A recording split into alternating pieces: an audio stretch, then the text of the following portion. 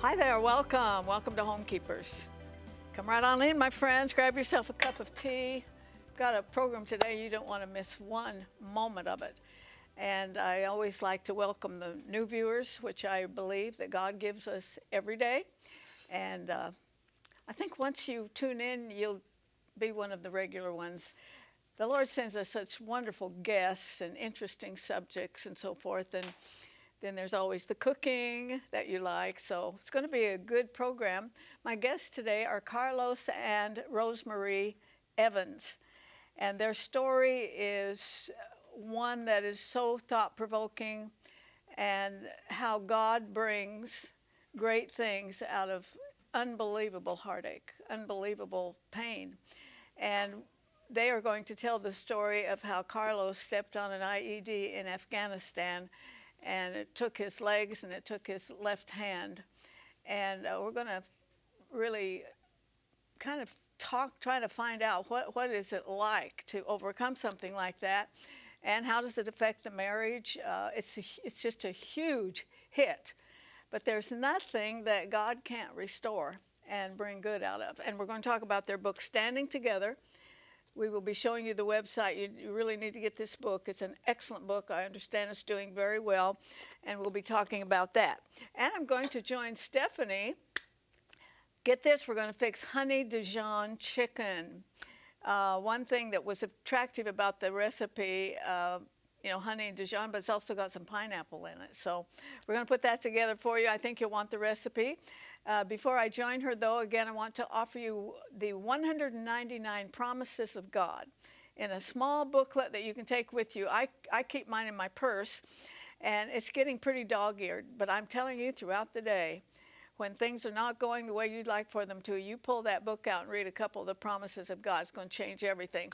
And it's yours for any gift to the program. The information is on your screen, and you can use a credit card. There's an 800 number for that. And also you can write to us at Box 6922, Clearwater, Florida, 33758. And for your technology, 1-800-229-0059. Technology. Yeah, and Stephanie and I are exhibit A and B. Yes. For that, I use the address and she uses the technology. True story. Because she could be my daughter. See, the generational thing. Yeah. So, true story. doesn't Okay. this look good? Or I could be running through the halls and somebody yells from the telethon, Arthelene, because they thought I was Arthelene Rippy. Yeah. So there you go. I would take her for a daughter in a funny. heartbeat. So Okay, so we took some chicken breasts, we rubbed them with thyme, we put them in some canola oil, and we cooked them, okay? Because we have a very important guest to get to Yes. today, and we don't want to take up too much time. He's a hero, yes, he is. so we want to get to him quickly. So I'm going to put some garlic in here and let it just saute for a minute while I make the... And I'm anxious to taste this because when you have company, you're always trying to think, if you could get the meat right, you'd be okay. Yes, That's the super problem. side dish and an amazing bread. Yes. Yes. Okay, And so a good dessert. and a wonderful dessert always. Okay, so a cup and a half of pineapple juice, 2 tablespoons of cornstarch. That'll give that a little thickening. Yep, and a half a cup of water. And I'm just going to put this in here. Can I do a quick update real quick? Absolutely. So all of you went through my breast cancer journey with me. I went to the radiation doctor this morning. All is well. So praise the Lord. Praise the Lord for Yes. that. Yesterday, Charles Crabtree, now there's a lot of people out there who will know who that is. I'm going to go ahead and put in Dijon mustard and honey. He was an Yeah. official in the Assemblies of God for many years, and he had kidney operation yesterday, and they were hoping that the cancer was well contained. And praise God. You know, Facebook is the greatest place to get people praying. Yes. I mean, Some people hate Facebook because of other things, Yeah. but let me tell you, you get some prayer warriors together on Yes. Facebook and watch what happens. And I've watched on my page, those who say they will pray, they will, because I Yes. know them. Yes. So anyway, there were hundreds of people praying for Charles Crabtree because he's pretty well known in the religious world. Well, the prognosis is exactly what we wanted. Praise the Lord. It was contained. They removed it. No chemo or anything. And Thank you, now Lord. I'm just praying that other kidney Jeez, will oh, work peace. 100%. Sorry, I'm making Okay. a lot of noise over here. Yeah, getting kind of. I'm going to put a little salt and pepper. Okay. I've cranked this way up. That's thyme, Okay. which we put on the chicken already. Put all. Yeah, Yeah. that's what I thought. Yeah. Okay, so I crank this up. We're going to heat it up. It's going to thicken up. I'm going to have you taste it before it thickens up because we have to get to our guests. So let me put some of this chicken in here. This will bubble, it will thicken, and it will be absolutely beautiful. And how long has it been since we've had such a beautiful couple in this place? A very long Aren't they gorgeous? time. Gorgeous couple. And what a testimony. Yes.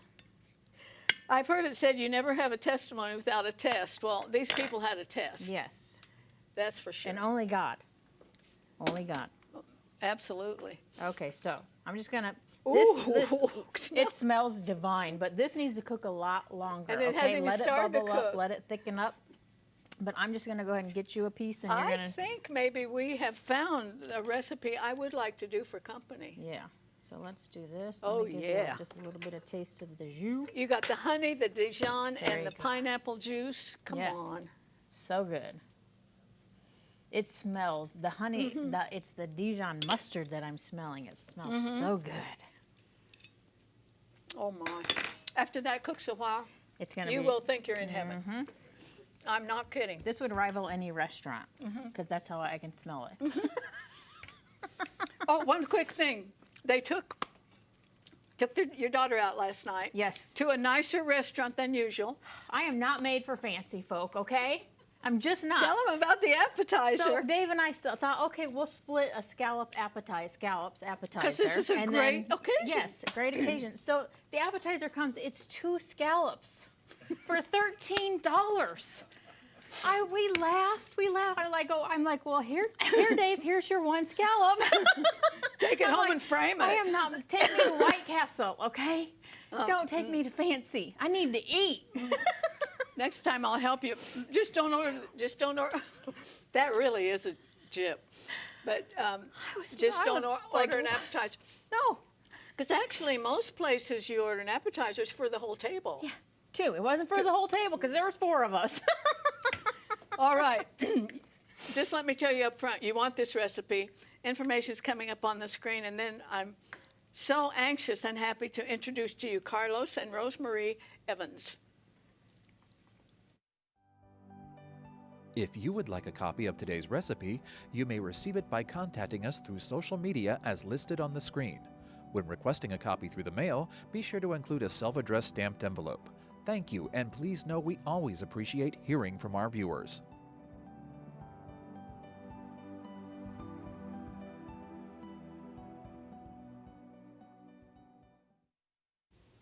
Well, it's a pleasure to introduce to you Carlos and Rosemarie Evans. And Carlos, I made it a kind of a purpose of mine. Anytime I'm in a restaurant and I see a soldier or a policeman or a fireman, I just like to go up and say thank you. And I want to tell you in front of everybody, thanks for your service, your sacrifice, and you veterans, you're just not lauded enough, but Thank you very much, and it means a lot to us. good. Because those who get real noisy against first responders, that is, it's just noise. I think most Americans feel exactly like I do. Oh, yes, yes. Yes, Yes, it yes. is. Yes. And we're glad to have you, and we're going to be talking about standing together. I understand you came from a military family. Yes, I have my grandfather, uncles, cousins that all served in the military. That's kind of interesting because my whole family's preachers. It's interesting to me how that can go through a family. Yes, yes. Mhm.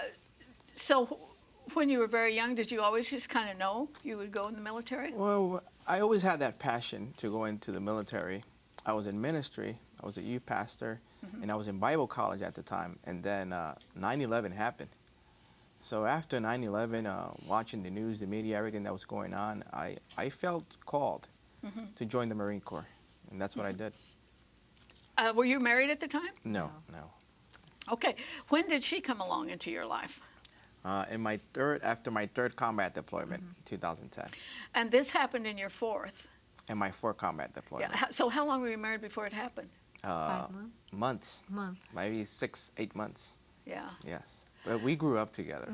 Oh, you did? Okay. Yes, we know each other since 7 or 8 years Well, old. you're the cutest couple I've seen in a long time, I'll tell you that.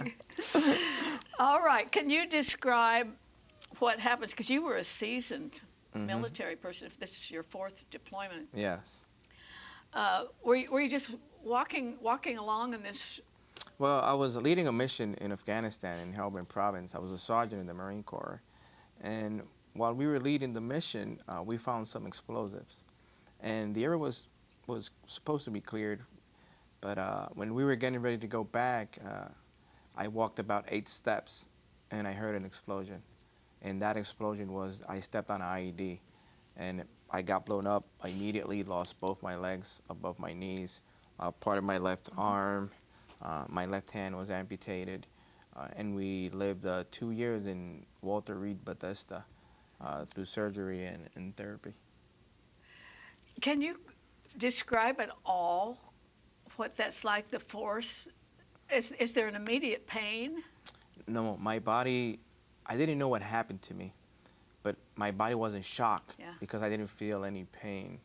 I knew that something happened when I saw my Marines surrounding me and my corpsman, my medic, trying to keep me alert. And that's when I knew that something bad happened and that I was losing so much blood, I was dying. Did you really think you were going to die? Oh, yes, because I was falling asleep in what the Marines were doing, it gave me all the pointers that I was dying. They were trying to keep me alive. I see. Now, how long was it before you found out about this? They called me in the morning to ask me where I was that day. And then in the afternoon, I was visiting his mom in her house. And they just called me and told me, we are the Marines, and we need to talk to you. We are from Virginia's house. That's his mom.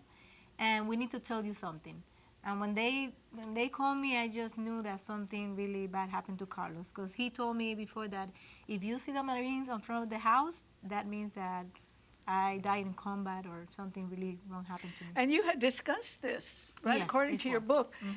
If the Marines come and knock on your door, that's usually what it means. Yes. We discussed that. We even, he put me to see a movie about how an official goes to the house and tell the family members about, how it was the process when they come to the house and told you that the family member has been injured. Really? So, yes, we were like prepared in a way, just in a way, not for being injured like this. Yeah. So you were at Walter Reed how long? 2 years? We were in Walter Reed about 2 years. Yeah. And you're really a bride for all practical purposes. Can you talk about what did this do to your marriage? So many would not make it at all. Were there any points where you thought, we'll give up on this? Yeah, there were points. But at the beginning, I think it was very, very hard because all the pressure and see your loved one so hurt and you cannot do like nothing to, you would like to share his pain and you don't know how to do it, and saw him, that was very, very painful. But then in times, it was God like preparing me. I think God prepared me. He gave me the strength then to help him to overcome this. Yeah, I didn't think that waking up in a hospital bed, the first person that I saw 7 days after my injury was my wife, was Rosemarie. And she's a nurse as well. She's an ICU nurse. So when I saw her, I asked her what happened to me because I didn't know. And she told me that I was missing both my legs, my left hand. So immediately, I didn't think I was going to be the father that I promised my daughters I was going to be. I didn't think I was going to be the husband that I promised her I was going to be. So I was PTSD, suicidal. I went through a very dark moment in my life. I had a lot of support, but the breakthrough.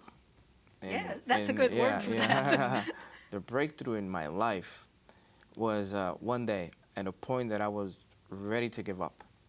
I remember I was crawling myself in the apartment room where we were, and I'm just ready to give up.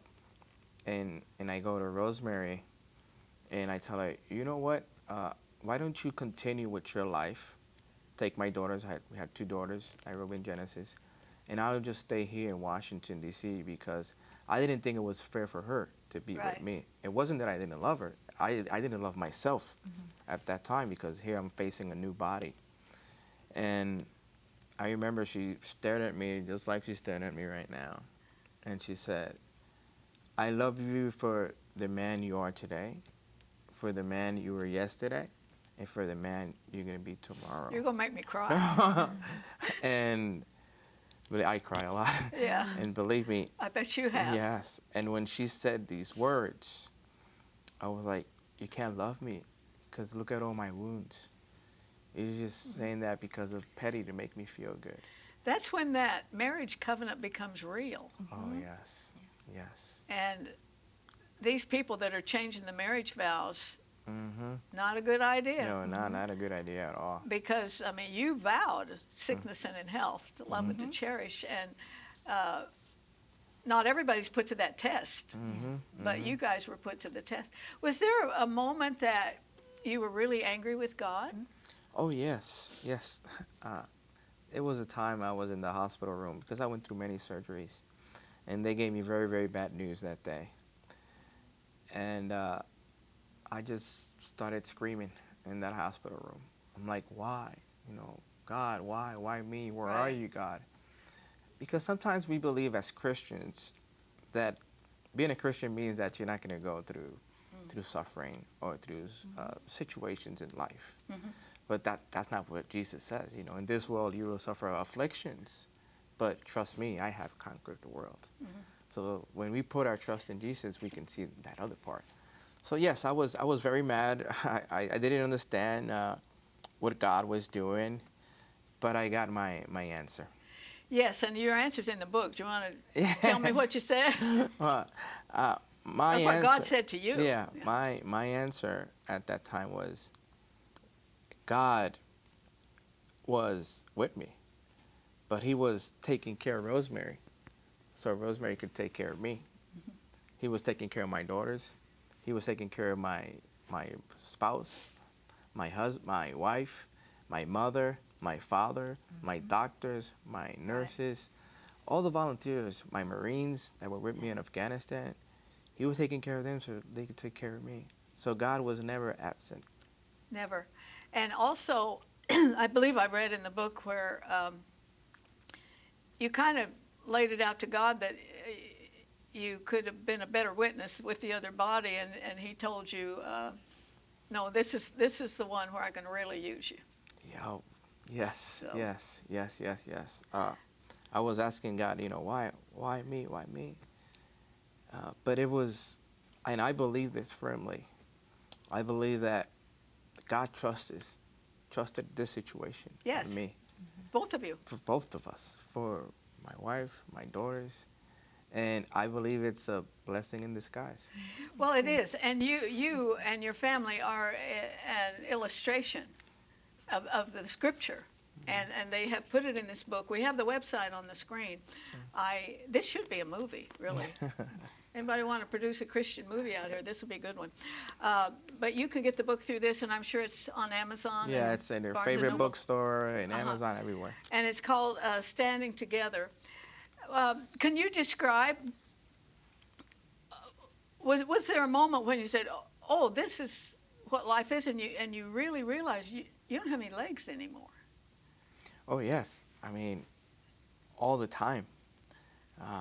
But I remember one day specifically that I was trying to wear my prosthetics and trying to wear my devices, and because I wanted to look like the person I was before. And I remember this day, after maybe a year and a half after my injury, that the Holy Spirit just started ministering to my heart. You know, today you have one hand, but are touching more people than when you had two. Today you don't have legs, but you have leaving more footprints than when you had legs. Yeah. Because all you need to touch someone is a heart. And we started seeing that you know, I didn't need my legs or my hands to be a good father or a good husband or to touch someone. Rise the heart. Now, you are an Assemblies of God minister. Yes, ma'am. And so I guess when you were younger, you were maybe going that direction, and when 9/11 Yes. happened, that military family Yes. instinct kicked in. Were you a youth pastor, or? I was a youth pastor and back in the days, but after my injury, when I was medically retired, then now I'm living in North Carolina. At that time, my family church embraced us, and looked past our wounds, and saw God's calling in our lives, and that started, doors opening in ministry. Well, it's a gigantic plus too that you married a nurse. Oh yeah. I'm telling you that's huge, really. But Rosemarie, did you ever have any inclination to run? One night, I remember that I was like, I don't know if I can take this anymore.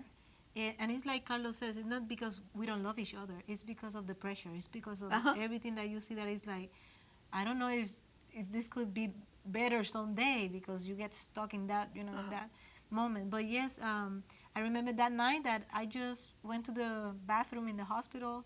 I just started crying and crying, and I just told God, I'm going to surrender everything. I don't know what to do. I don't know what decision I have to do. You just have to guide me. And in that moment, I think that was my breakthrough. God just spoke to me through songs. I had my iPod in the bathroom, and just songs started, and they were with words that were encouraging me. So in that moment, I saw God, talking to my heart, and it just gave me the strength to then keep on going and make the right decision. I just asked God for wisdom, That's the only he thing says all we you can have to do is ask. That's what we have to do. Ask for wisdom, and please, God, guide me to do the right thing in this. Now, I'm sure that his emotions were from here to here and from here to here, and you had to live with that. Were you able to kind of set it aside and say, all right, this is what happens with something this huge, and that we will get through it? How did you deal with his emotions and maybe a couple of outbursts here and there? Yes, of course. Yeah. Yes, yeah, many. A lot of prayer, but also friends are very important. Tamara, one of the pastors, she came to the house, and she's a very good friend of him, and she saw what it was going on. That sometimes he was in a good mood, but sometimes he was like very grouchy, very different, and she confronted him too. Because I can confront him, but it's different when it came from another perspective, a friend, and the friend told him, it's time for you to we know that you're going through a bad moment, but right now you have to keep on going with your family, because he's important. I always try to make him feel that even that he don't have his legs, he's my husband, he's the head of the family. So you still have your duty to do in the family. You still have the decisions.